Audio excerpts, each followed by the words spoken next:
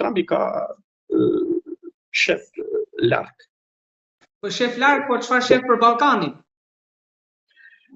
Ballkani është një pikë e vogël tani në gjithë këtë globin toksor, në këtë politikë të madhe ku Trumpi do ketë përballë Putinin, Erdoganin, Kinën, e këto do rregullohen këto problemet e mëdha.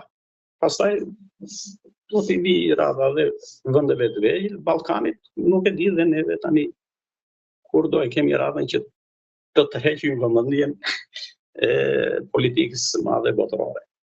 Dofta nuk na vjen radha për t'u ashur, për të tërhequr vëmendjen se jemi shumë të vegjël, jemi pa vlerë politike, jemi pa vlerë ekonomike, pa vlerë strategjike. Por në shërë mund ta kurdisim dhe ne, si kur thatë ju për Europën.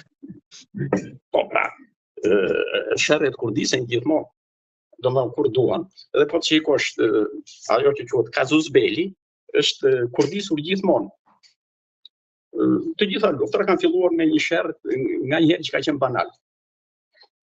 Ne, kur Italia sulmoi Greqinë në 1140-ën, u gjet një sherr që ishte një Daud Hoxha, ishte një çoban me dhije aty në kufi. Bënte kontrabandë bagëtish ndërmjet Shqipërisë dhe Greqisë, e vranë italianët atë dhe thanë e vranë grekët atë, u filloi lufta. Domethënë, kjo shërbeu si Casus Belli, një sebeb, jo shkak, por një pretekst për të filluar një agresion.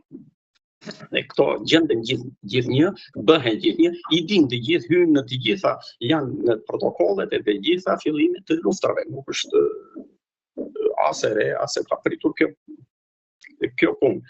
Kështu që ne, duke qenë vend i vogël, duhet të mendojmë mirë. Si duhet veprojmë, si do ta ngrëmbrojtjen, si do të jetë politika që do na sigurojë ekzistencën e këtij populli dhe këtij vendi kaq të vogël. Por deri tani, me atë që kuptova, në gjykimin tuaj nuk ka plan për këtë. Jo. Sepse ne mirë armët, por gjendja e bazave ushtarake si është? Infrastruktura, se mirë armët që u shkatruan.